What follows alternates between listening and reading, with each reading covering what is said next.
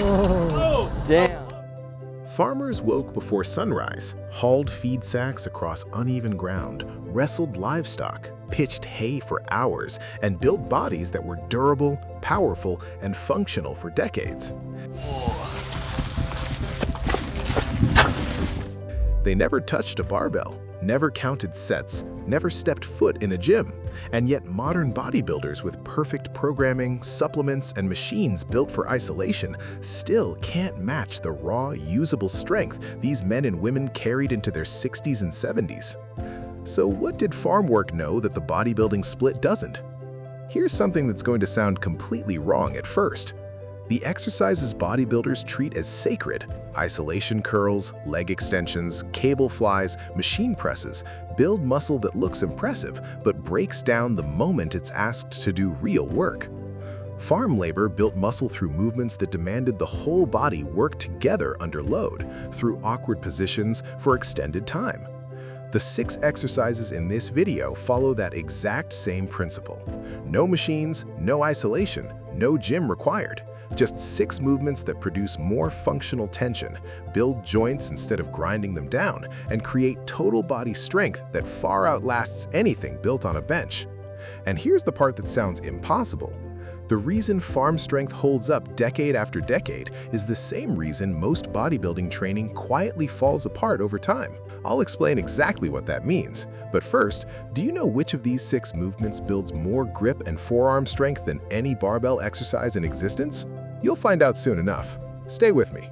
Think about what a typical bodybuilding split actually trains. Isolated muscles, moved through a fixed path under stable conditions, with a spotter standing by. The body never has to stabilize itself because the machine does that job. It feels productive because the muscle burns, but burn and durability aren't the same thing. Now think about farm work.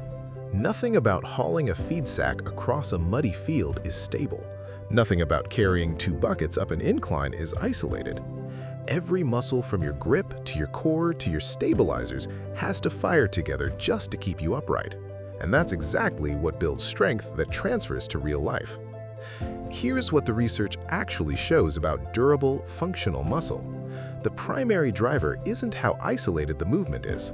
It's how much of the body is forced to coordinate under load, especially load that's uneven, shifting, or carried over distance and time. And the movements that do that best, they don't require a single machine. The first one most people underestimate completely. The farmer's carry is not just a grip exercise. When you pick up something heavy in each hand and walk with it, your forearms, traps, shoulders, core, and legs are all forced to fire together to keep your spine upright and your gait controlled. That coordinated whole-body bracing is something a cable row or a shrug machine simply cannot replicate. And here's why that matters. With a machine, your torso is locked into place. Stabilizers disengage. With a farmer's carry, every muscle responsible for staying upright has to work at full capacity for the entire distance. Research on grip strength consistently shows it's one of the strongest predictors of overall physical resilience and longevity that exists. The farmer's carry isn't producing that correlation by accident. Grab 2 heavy, roughly equal loads, dumbbells, kettlebells, filled buckets, whatever you have. Stand tall, shoulders back, core braced. Walk in controlled steps. Don't rush. Don't let the weight swing. Keep your grip locked the entire way. Once you can carry a challenging load for 60 to 90 seconds without your posture breaking down, add weight. That progressive overload on your grip and posture is where real durability comes from. The farmer's carry handles loaded walking, but there's a second pattern most modern training almost completely ignores. And ignoring it is why so many lifters can move heavy weight in the gym but can't lift an awkward object off the ground without straining something. The sandbag or log carry trains asymmetrical, unstable loading. Your obliques, your deep core, your shoulders and forearms fighting a load that shifts with every step. Think about the average bodybuilding split. Every exercise uses a weight that's balanced, predictable, and moves in a straight line. When real life hands you something heavy and awkward, those muscles have never been trained for it. The core weakens in its stabilizing role, and eventually something tears the first time you have to move furniture or catch a falling object. Sandbag carries fix this directly. Loaded duffel bag, a sandbag, or an odd-shaped object with sand or gravel. Hug it against your chest or sling it over one shoulder. Walk with deliberate, controlled steps, keeping your ribs stacked over your hips. Switch shoulders halfway. 3 to 4 sets of 40 to 60 seconds is enough to build the kind of core resilience no crunch machine can touch. Remember the exercise I mentioned at the start, the one that builds more grip and forearm strength than any barbell movement? This is it, but it's also one of the best full-body power builders that exists. The wheelbarrow push, or if you don't have one, a loaded sled push, forces your legs, glutes, core, shoulders, and grip to work in total synchronization against continuous resistance. Studies comparing loaded carries and pushes to traditional pressing movements We're so close. She's right there. consistently show equal or greater total muscle recruitment with far less joint strain because the load moves with you instead of pressing down on a fixed joint angle. Load a wheelbarrow, a loaded cart, or a weighted sled. Grip firmly, brace your core, and drive forward in short, powerful steps, keeping your chest up and your back flat. Push for a set distance, rest, and repeat. Once you can push a heavy load for 30 to 40 meters without your form breaking down, add more weight or more distance. This is some of the most functional total body power you can build because you're moving real resistance through space the same way farm labor demanded every single day. Now, here's one most people get completely wrong.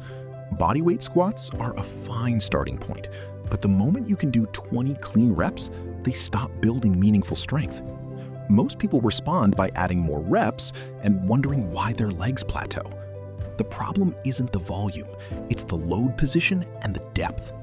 The goblet-loaded deep squat, holding a sandbag, a heavy jug, or a kettlebell against your chest, changes everything. Holding the load in front shifts tension into your quads and glutes, while forcing your upper back and core to stay rigid the entire time. It also lets you squat to a genuinely deep position, well past parallel, without your spine rounding, because the counterbalance in front keeps your torso upright. Research into training muscles through a deep, lengthened range consistently shows superior growth compared to shallow, partial range training. In some studies, dramatically more. You're not just making the squat harder, you're changing where the tension is applied and how deep it reaches. Hold your load tight against your chest, feet shoulder width, toes slightly out. Sink down slowly over 3 to 4 seconds until your hips drop below your knees, elbows brushing your inner thighs. Pause 1 second at the bottom, then drive up through your heels. 3 sets of 10 to 15. Once that's easy, add weight or slow the descent further. Your knees and hips move through their full natural range the entire time. The final exercise targets the most neglected pattern in modern training, and it directly determines how powerful, balanced, and injury-resistant you are. Your hips, hamstrings, and lower back are responsible for every lifting, hauling, and carrying task that exists, and the single-arm suitcase deadlift trains them through a hip hinge while forcing your core to resist rotation with every single rep, exactly the demand real farm labor placed on the body constantly. Here's what makes it genuinely superior to a standard two-handed deadlift. You're loading one side of your body while your core fights to stay square, which builds the anti-rotation strength that prevents back injuries during any awkward lift. You're also forcing your grip, forearm, and stabilizers to work at full capacity just to keep the weight from pulling you off balance. And then as we come up, we pull our hips through, squeeze the glutes at the top. Grab a single heavy load, a jug, a bucket, a loaded bag. Stand with feet hip width, weight in one hand. Hinge at your hips, pushing them back, letting your chest lower toward the ground while the weight travels straight down close to your leg. Keep your spine neutral the entire way. Once you feel the deep stretch through your hamstring, drive your hips forward to stand tall, squeezing your glutes hard at the top. 3 to 4 sets of 8 to 10 per side, controlling the lowering phase over 3 to 4 seconds. Switch hands and repeat. 6 exercises. Farmer's carries and sandbag carries to build grip, traps, and a core that holds up under real load. Wheelbarrow pushes and goblet squats for total body power and legs that don't quit. Single-arm suitcase deadlifts to build a posterior chain that protects your back for life. Train these 2 to 3 times per week. Add load or distance consistently over time. Don't chase weight before you've mastered the pattern. The pattern is the mechanism.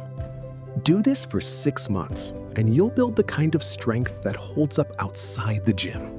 The kind farmers carried into old age, while the joints and muscle they built stayed with them.